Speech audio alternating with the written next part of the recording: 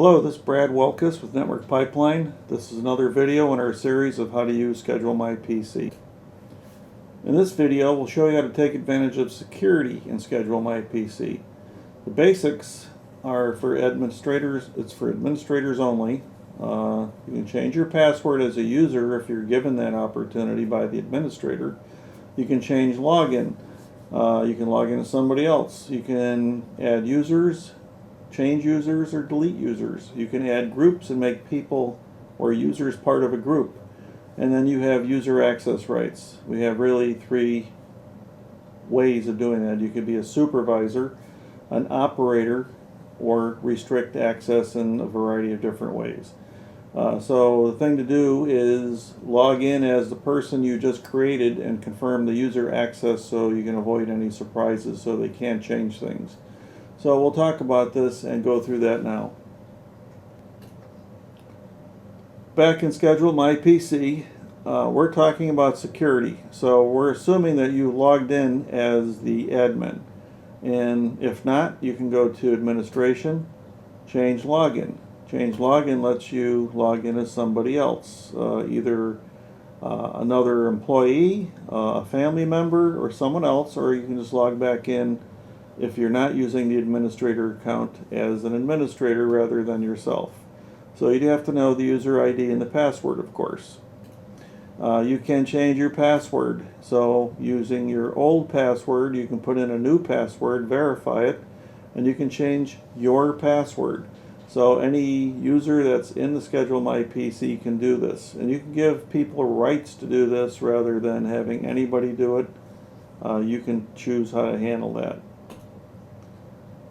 In the users group, you can see I've got a few users. I have an admin, default, NPI super user, and a user. So with this, we can make them part of a group perhaps, if we wanted to, what groups they belong to. So let's go to the groups. Let's create a quick group and call this group users. And in that, I'll add that the users will have operator access and they can access really anything. So I'll hit OK. Now who is in my user group we'll find out in a minute. We'll insert another group, call it admins. Admins could be supervisors, so we'll give them supervisory rights and they have total access. So that's okay. So let's go close user groups now, go back to users themselves, and let's pick admin. Admin is grouped.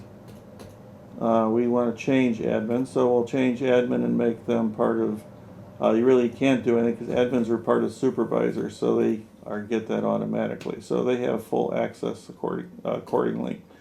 Now, user on the other hand, I can go ahead and make a change to user. User can be part of the users group.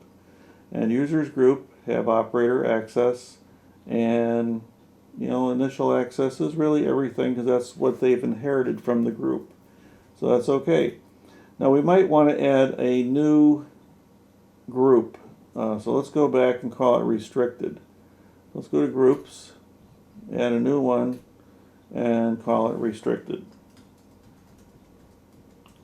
In this particular case, we're going to give them all access in the beginning, and then we're going to control what they can see. So we'll hit OK.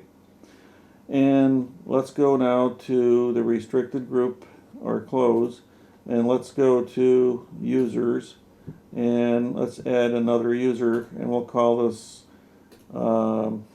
restricted, or John Smith. And we'll call it limited. And they'll belong to the restricted group. And they'll have all access, they'll be an operator, and then we're going to fix that. So now we can see we've got an additional user, John Smith. He has all access. However, let's control that now. So let's close this. We have another box called User Access Rights. Now, he belongs to a user group called restricted. So with restricted, we're going to take away access to the system startup and updating quick tasks. We're not going to let them update categories, and we're not going to let them update the schedule. So this person is now limited to just the main menu. Can't do any updates whatsoever. So we'll hit OK or close, and that's the way that is. So what we need to do again is go to users. Let's look at John Smith one more time. We don't have a password set up for John, so we're going to sign on as John. John will be the next user. Okay, so what we need to do is change the login to try how John works. So let's review one more point here. Users, when I go to John Smith, when I created John, I gave him a login code of limited. That's also his password initially. So let's go ahead and log in as John Smith, and we're going to use limited as the user code and also the password. So what you'll notice is something will change here in the screen. So limited, and the password's also limited. So I'll hit OK, and now we're acting as John would act. So right off the top, you notice users, groups, and user access rights are grayed out.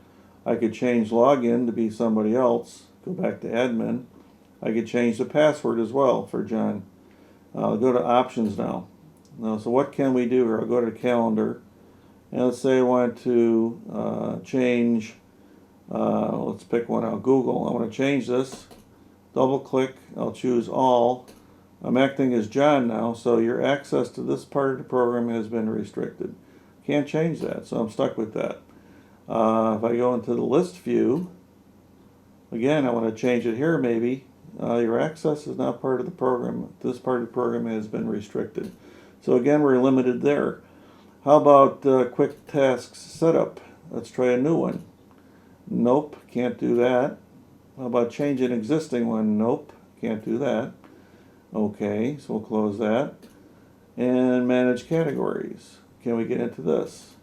Nope, you cannot do that either. So John's limited, and also limited to changing the configuration of the program up here. Let's close these other windows out. So if I want to go in here, he does not have access to that either. So how do we fix that? Well, we either give John more rights, or John just doesn't get to use that. Thank you very much.